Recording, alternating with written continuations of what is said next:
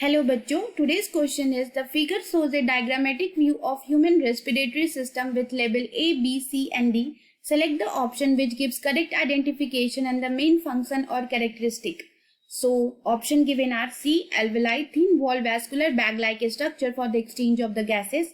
D, lower end of the lungs, diaphragm pulls it down during the inspiration. A is trachea, long tube supported by the complete cartilaginous ring for conducting inspired air. B is the pleural membrane, surround the ribs on both sides to provide cushion against rubbing. Okay, so let's see one by one. ठीक है, तो यहाँ पे जो ये diagram है वो दिखाता है ह्यूमन रेस्पिरेटरी सिस्टम. अब ये ए जो है वो ए क्या है, ए ट्रैकिया है. ठीक है, ट्रैकिया क्या होता है, एक लॉन्ग ट्यूब लाइक स्ट्रक्चर होता है जो कि सपोर्टेड होता है कार्टिलेजिनस रिंग का, जो कि सी शेप होता है. तो ये जब सी शेप है तो ये कंप्लीट तो नहीं है, ये हाफ रिंग होता है.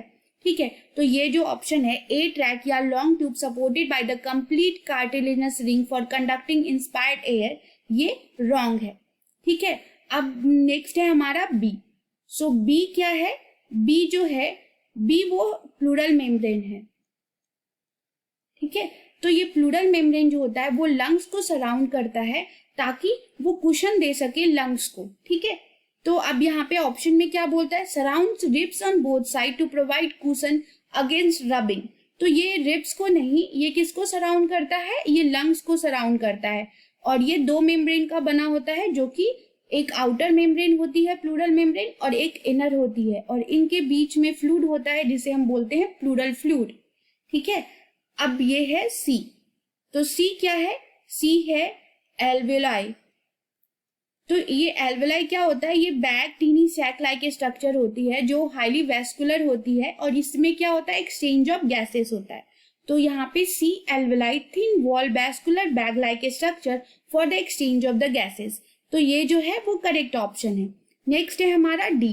तो डी क्या है, ये जो है वो lower part of the lungs है. ठीक है, ये डी डायफ्राम है. बट यहाँ पे क्या बोल रहा है कि diaphragm pulls it down during the inspiration.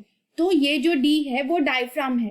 Okay, diaphragm pulls it down during the inspiration. तो जब इंस्पायरेशन होता है तो डायफ्राम जो है वो, ठीक है, नीचे डाउनवर्ड डायरेक्शन में मूव करता है और थोरैक्स की वॉल्यूम को इंक्रीज करता है. तो ये डायफ्राम है.